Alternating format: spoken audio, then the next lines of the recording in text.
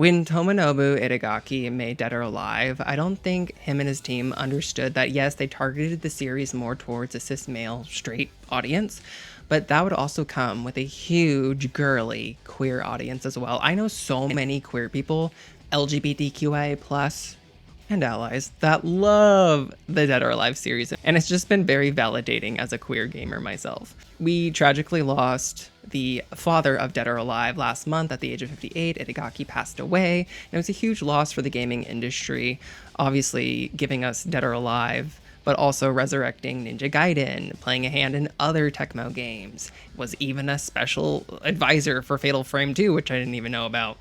But I just want to say thank you and show my respects to Itagaki for all he's contributed to the gaming industry and providing us such great games growing up over the years, and just influencing our lives and, you know, giving us so much comfort with those games. They really have. Like, DOA is my favorite fighting game and always will be, and just influenced me so much and still does. And yeah, I thought it'd be fun to make more DOA content. R.I.P. Itagaki, thank you for everything. Obviously, we play DOA for the girlies. The girlies own DOA, one of the few fighting games where the girlies really are the star of the games.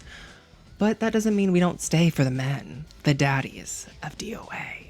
So why don't we make a fun list, you know, do something different on this channel and rank the daddies of DOA. Before we get on to the daddy tier list, don't forget to leave a like, comment, and subscribe. It would mean so much to me. I know views don't mean everything, but it just shows me, it gauges interest. It shows me what people want to see. It really helps out. I appreciate anyone and everyone that does interact and just watches my videos, takes the time. It means the world to me. But yeah, it just shows me how much you want to see more of my content, you know, so that's all you gotta do. It's free. I love y'all. So without further ado, let's get on to today's ranking video, the daddies of DOA. This is arguably one of the most important videos that I will be making on this channel. I just want to make that clear. So let's take a look at our categories before we start ranking. We have trash, sugar daddy, daddy in training, daddy, and then of course above daddy, zaddy. The most top tier daddies, of course, go in this category. So we're going to go game by game of the DOA series from 1 to 6. Starting first with DOA 1, we have everyone's favorite ninja, the daddy of Ninja Gaiden, in that skin tight black ninja suit, hugging every muscle. Ooh, the booty. I don't know how he conceals all of that hair, because Hayabusa has like long hair. How do you do that? That makes me itch thinking about all that hair concealed. I always thought Hayabusa had like short hair, but he doesn't. He always has like, he has a long mane. He's got a long 30-inch wig. Okay, sorry, rant. I could talk about Hayabusa all day. Zaddy, top tier Zaddy, absolutely, 100%. Look at those thighs in that suit, sir, that is a weapon. Everything on this man, on his body, is a weapon, without a doubt, hands down. I think Ninja Gaiden is such a like hyper masculine like hack and slash game, and I think one of the main reasons I played it was because of Hayabusa, seeing him in that suit, but also the girlies, Rachel, Ayane, Momiji. I know this isn't about the girlies in this video, it's about the daddies, but like Ninja Gaiden, My only critique of Hayabusa is that I kind of hated it how in DOA Dimensions, they had to make him like help Kasumi beat Raido. Oh my god, why did Hayabusa always had to butt in? Like, stop taking away everyone's moment. I think he even like interfered, like, stop taking everyone's moment, Hayabusa. This isn't about you. In my headcanon, still to this day, that stupid retcon with Kasumi and Hayabusa both taking down Raido, no. Kasumi took down Raido all by herself. I hate it when a man tries to come in and take a girlie's moment.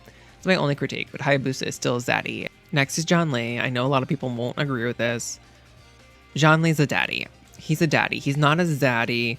How do I say this? There's something very like, he's super freaking hot. Okay? There's something just like, I don't know what it is that he's not top tier for me. He's not. He's super hot. Can't emphasize that enough. Maybe like there's some sort of arrogance that makes him less hot. Very like stone face. I don't know. I think there's just so much homoerotic attention between him and Hayabusa. Like, I definitely ship those two. Maybe they just really need to confess their love for each other. I don't know. And then I'm still upset with John Lee about how he won 5 and 6 in a row. So that to me like makes him less hot because that's just poor writing for his character. That makes him less zaddy and more so suited to daddy's status. I don't know, maybe it's just because I'm Team Lei Feng. Moving on to Zach. Zach is daddy, absolutely. I love a goofy daddy. He's hot. He's got body, okay? There's something that I just love about like someone who is hot but also has such a fun, comedic, goofy side to him as well. Put some respect on Daddy Zach, okay? He got his own island. That is hot. How come he's never invited the dudes to Zach Island? Sir, you're missing out on a whole plethora of queer fans and girlies that might want to see your favorite dudes of DOA in Speedos. Zach in the skin-tight alien suit, it kind of did things to me. It kind of still does too, I'm not gonna lie. Okay, next is Bayman. Oh my gosh, Bayman. Zaddy instantly, and yes, I am gonna put him above Hayabusa.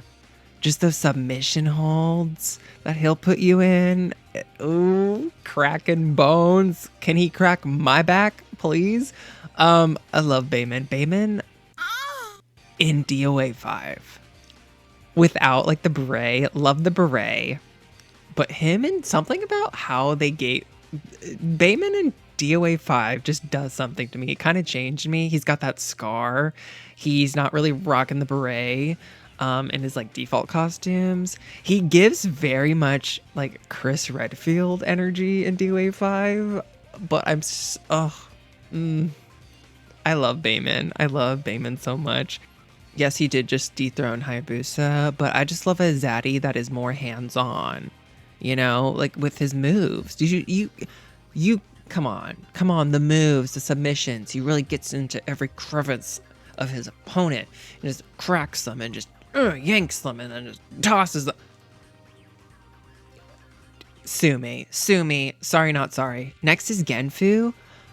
This is not really a daddy. This is a granddaddy. I'm gonna put him in sugar daddy because you know what? I love him. I really do. He kind of is obviously like that token old man character in every fighting game. But I think what's so great about him is that he's sweet, okay? He's fighting to save his granddaughter. I love that. I was always rooting for him. We were rooting for you. He's a sweet old man, and he's kind of fun to play as. I love he's also like respectable too. I loved how he would like throw his opponent up in the air and then he would like catch them. Or I mean, you don't have to catch them, but it was an option. So sweet. Genfu can be my sugar daddy any day. Next is Bass Armstrong, the father and pro wrestler of Tina Armstrong. He was in an update of DOA, I believe. If not, he was in DOA 2, and we're about to do DOA 2 next. So Bass. He's a daddy. He's like a literal daddy, obviously, with Tina. Bass is actually one of the few DILFs of DOA, so he has something special, okay? The only downside to Bass is that I feel like he got, like, slimmer. He felt more thick in, like, the early DOAs. Up until DOA 4, actually, post DOA 4, he got slimmer, and I kind of liked a more thick Bass Armstrong, personally, but that's just me. I think it just worked for him, and we for sure need more body diversity in DOA because everyone is much more like fit and slim and whatnot. So it was nice that Bass to me like stood out. He was big and thick, and I really liked that. He's still great. He looks great. Okay, but post DOA 4, but I kind of miss that thicker Bass. Not gonna lie. Next is Ain. Oh, the alter ego of Hayate.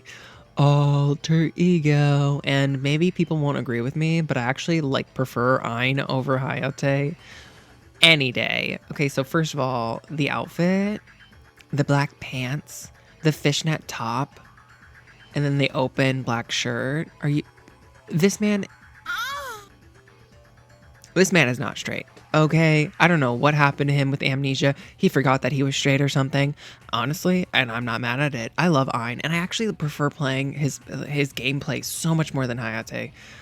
He's just more interesting, kind of as Ayn, as opposed to Hayate. Hayate's kind of, I mean, we'll talk about it. There's two different versions. There's an Ayn and a Hayate on this list, but Ayn is a zaddy. Ayn's a zaddy for sure. Zaddy for sure. I love Ayn. Why'd you have to regain your memories and your sexuality as Hayate? I prefer Gayate. I prefer Gayate.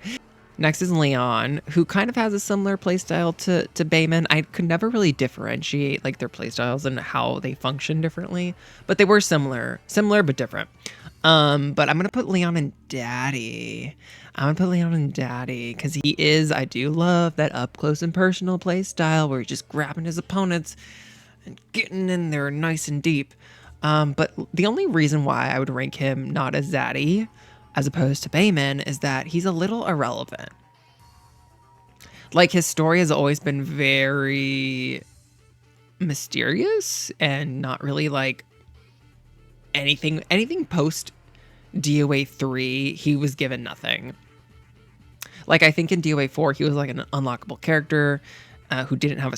Did he have a story mode? I don't remember him having a story mode in DOA 4. And then DOA 5, he was like not in the base roster, so he wasn't in the story. So Leon just never had a story. He did in DOA 2 and DOA 3, okay, but then after that, they just kind of gave up on him and where he placed in the lore. So that, to me, that just makes him less hot because it makes him like less relevant. He's still a daddy, but he's just not a zaddy because of like his diminishing lore. It's crazy how lore and a personality could really affect your daddy status. Okay, and then last but not least for DOA 2 would be Tengu. That's a sugar daddy. That is a sugar daddy for sure. Because, I mean, what that nose do. He was you know what? He's not trash. Okay, without him, we wouldn't have Neo Tengu. Tengu, I kind of liked having that like mythological, like big bad of the game, because nowadays in DOA, like more present day DOAs it's all about like experiments and DOA tech, you know? So it's like, I kind of miss those like non-experiment enemies. He was just a different big bad, and I just appreciated him, okay? He's a sugar daddy. I feel like he has money. I would link up with him. Okay, next, we're moving on to DOA 3 now. Hayate.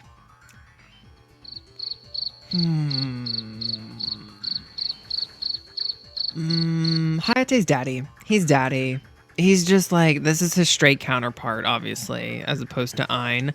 He's daddy. He's just kind of boring. Hayate's a little boring. He just becomes less interesting when he's his true self. That's kind of... Is that problematic to say? Now that you're being yourself and you have your memories, like, we don't like you. You've just been like the least interesting of the ninjas, in my honest opinion. Ayn, there was just something special with him as Ayn that, I don't know, it's lost. Ayn is a lost art, sadly. But he's still hot. He's just not as interesting. Next is Brad Wong. Okay, I will say, first and foremost, I think the hottest version of Brad Wong right off the bat is DOA 4. Him in that like open, kind of like open button down, like white long sleeve with the hair just down. That was a yesified Sephiroth look, okay, first and foremost. And the scruff. Wait, I take that back. Sephiroth is always yesified. Normally, he's yesified. Anyway, I'm gonna put him in Daddy in Training, only because, like, he's a hottie, yes. He's a little creepy, though. He's a little bit of a drunk. Remember in DOA 4 when he, like, was, like, approaching Kokoro under the cherry blossoms, and he's like, hey, miss, want to have a drink? He's a little creepy. And then Kokoro had to show him who's boss. Like, sir, I don't trust you. I feel like I really needed to defend Kokoro, and then I'm so protective of the girls. Like, Brad, get away from her. So I guess we're moving on to DOA 4. Elliot. Elliot's a daddy in training. Look, Twinks, they can be daddy. They can. And he's a daddy in training. Leave him alone. Don't be mean to him. He's a sweetheart. He's a sweetheart. He really is. He's trying his best. Daddy is a state of mind. He's going to get there. Following in the footstep of his master. Moving on to DOA Dimensions. Okay, so there is like a very unique one-time appearance a character in DOA Dimensions that I wanted to add because they are a playable character, and that is Shiden? I think it's Shiden. I think it's pronounced Shiden, but Shiden is actually playable in DOA Dimensions, which was a 3DS exclusive DOA game. That was the only game he's ever been playable, and he's also, if you don't know who he is Kasumi's and Hayate's father. So this was kind of insane that he actually was playable. I don't think he had a unique fighting style from recollection. I think he kind of just played like Hayate, maybe with some slight differences. He's kind of a silver daddy. But yeah, one-time appearance. He's just kind of irrelevant because one-time appearance. But he's attractive. He's attractive. He appeared in the DOA 2 Ultimate opening, the CGI opening, that iconic opening. I grew up on that opening. That opening was so beautiful with the Aerosmith playing in the background. Oh my god, what an era. Oh, you had to be there. I'm gonna put him in Sugar Daddy. I think I'm gonna put him in Sugar Daddy. Yeah, because similar to like going back to Leon, your irrelevance, despite how you look, it can make you less hot. He's a Sugar Daddy. If he was in another game, I would probably rank him higher, but he's only on the 3DS, which is it's a shame. It's a shame. Next, this brings us to one of my favorite eras of DOA, and that is DOA 5. DOA 5 is so good. Like this, another instance in DOA where you had to be there. DOA 5 was an era. I think a lot of people stopped playing DOA after 4, but DOA 5 still was such a great time to be a DOA fan because that was the resurrection of DOA for sure. You know, it was DOA 6, which really hurt as a diehard stan of the series. But DOA 5 was the last like really, really good DOA game. So I feel like people would be upset if I didn't add these characters on the list, but there are 2 Virtua Fighter daddies that I'm going to include on this list because I know someone out there is going to be upset if I don't include them. And we do have to like show them some respect, give them some flowers, because without Virtua Fighter, we wouldn't have DOA. We really wouldn't. So we have to start off with Akira. I'm going to put Akira in Daddy in Training, but at the top of Daddy in Training. You know what it is about Virtua Fighter? I never really got into Virtua Fighter. I guess I just wasn't good at it. It's not that I don't like it. You know what I talk about this a lot. You know what I really love about fighting games is their story and their lore. And I'm not saying Virtua Fighter doesn't have story or lore, because they do, but a lot of the story is kind of like told to you off screen. And there's never really been, to my knowledge, like a strong, like on-screen story with like cutscenes and whatnot in Virtua Fighter. And so when that happens in a fighting game, and the fighting game is more so predominantly like just focuses on gameplay and not like a story or lore or the characterizations, I don't get like into the game. I don't get attached at all. Whereas DOA really, implemented story throughout the series. So that's why I never really got into Virtua Fighter or was really like invested in the characters. Not saying they're bad, but that's just like my experience with Virtua Fighter. Long-witted explanation. Akira is hot, but I just have no attachment to him ever. So I'm trying to like balance it out here, okay? He's super freaking gorgeous, okay? Show this man some respect. The poster child, the leading man, the Ryu of Virtua Fighter. But I cannot in good faith call him a daddy. I just can't. I can't. I really can't. Maybe you can. And I love that because you're a Virtua Fighter stan. I just can't. I can't, And with putting him there, I have to put Jackie behind him as well. I think I loved seeing the Virtua Fighters like make an appearance guest in DOA 5. I just also just didn't like their voices. Remember their voices in DOA 5? The quality of them wasn't that great, and it just sounded like they were like talking into like a an empty can of like beans. These are both gorgeous characters from Virtua Fighter, but they don't resonate with me. And that's my fault for not being a big Virtua Fighter fan. But maybe in the upcoming Virtua Fighter, there's going to be like an expansive, great story, campaign, scenario, whatever you want to call it, that's going to be implemented, because I would love to see that for Virtua Fighter, because that's what Virtua Fighters deserve, like a good story mode. On a lighter note, though, I do remember this particular alternate outfit for Jackie, and I always thought it was so hot. And the final character for DOA 5 is a new character, Rig. Oh my god, this man with the tattoos. I love the female characters, but I also love it when we get like a super hot male character. Doesn't happen often. Zaddy, I'm putting him right behind Bayman. Ooh, Rig behind Bayman. I would love to see that movie. The long legs, he did Taekwondo. Oh, when his hood would fall off and you'd see his face and the buzz cut and the tattoos and oh my god. Rig, drill my oil, Rig. What is wrong with me today? But yeah, he's just like such a mysterious character. Rig is such a mysterious character, and he's kind of a bad guy. And I would love to see him elaborated more in the future of DOA. But like that face card. Ooh, that face card with the tattoos. Ooh, I also loved, off topic, not really, in DOA 5, when they actually gave some fan service to the male characters and gave them like those like trunks. Ooh, I bought that DLC pack. Sadly, there was no jock strap DLC pack. I was still waiting for that after all these years. I'm still waiting for a jock strap DLC pack for DOA. This brings us to the last entry of DOA, and that is DOA 6.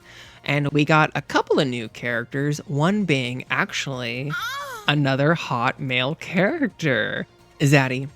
Hands down Zaddy Diego. Oh, it's such a shame that he's so hot with all those scars. He's like a street fighter.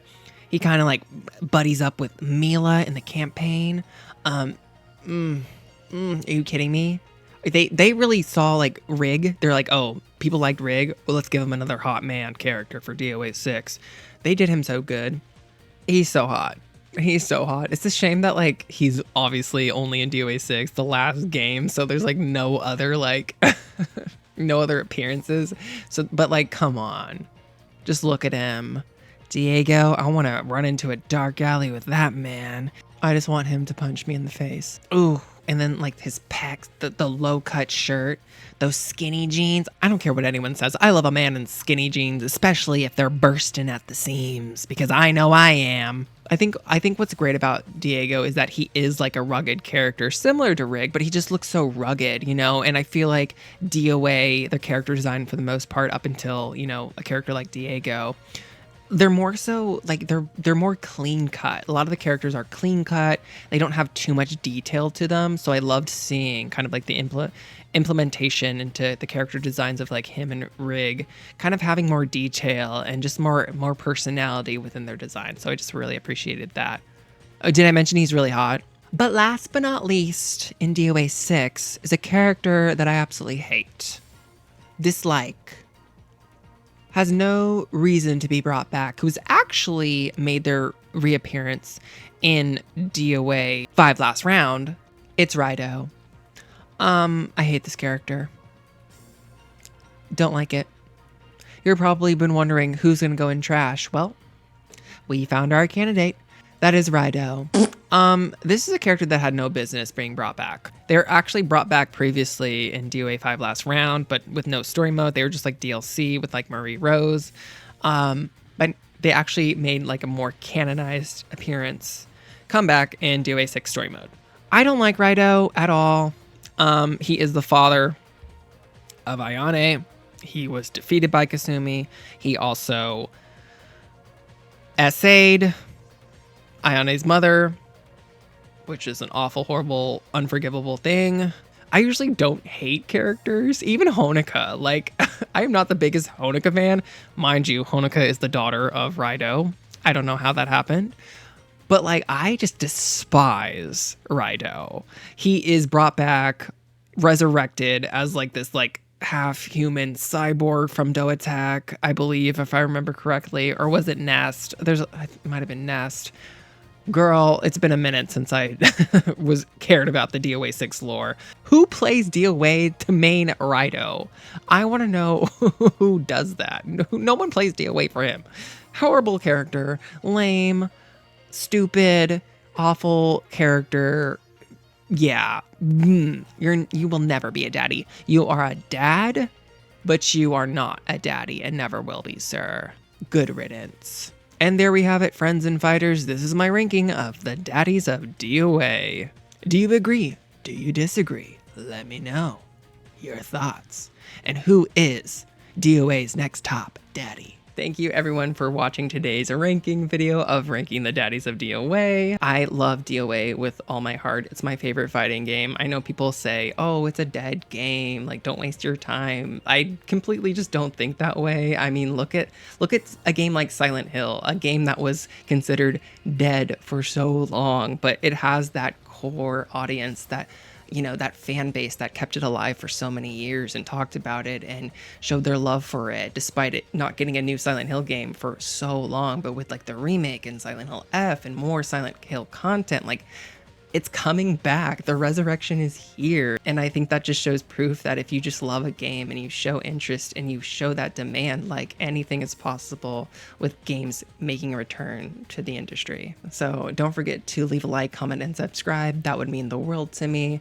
And until the next video, whatever it may be, I love y'all so much. And Itagaki-san, thank you again for all of your contributions to the gaming industry and giving us the Dead or Alive series.